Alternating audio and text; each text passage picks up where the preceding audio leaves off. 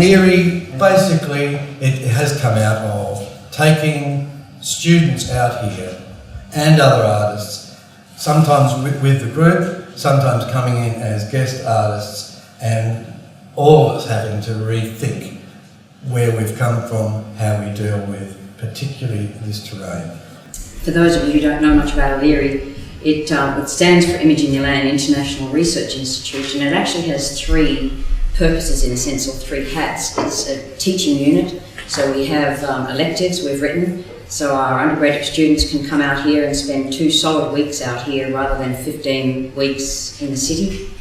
It's a research unit, so we have a number of postgraduate students from PhD and MFA students who are conducting research around issues to do with land. And it's also a residential arts centre, so this is why we're building studios. We're a member of an international organisation called Res Artis, which has all, internationally has residential arts centres around the world, and so we're already starting to get a number of applications from artists from Canada, from Europe, to come and actually stay in one of our studios.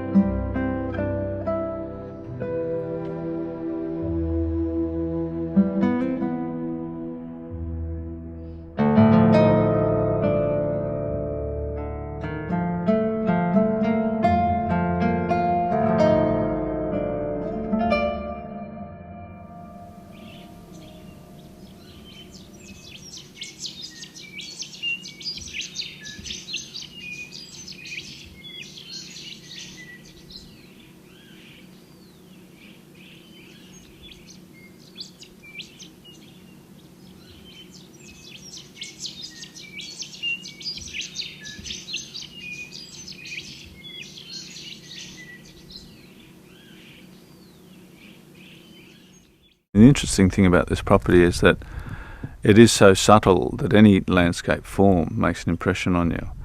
It's a way of seeing things, it's a way of understanding patterns, it's a way of interpreting place, it's a feeling, like the Aboriginals, that most of their Dreamtime stories were based around landscape and animals. It feels to me like the place is suffering, well, it is suffering from drought, but it's also suffering from degradation. But it's exposing a very old and tired landscape.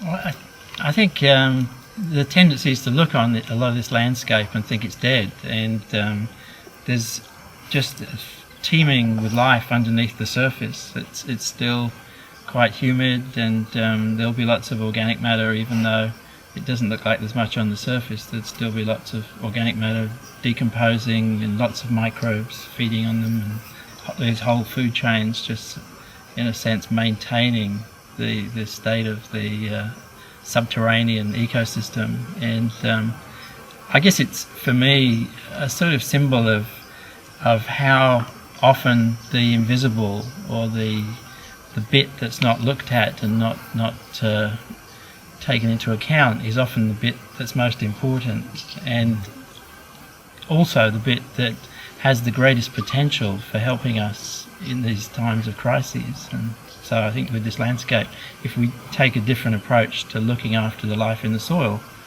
we can change the vegetation on the top.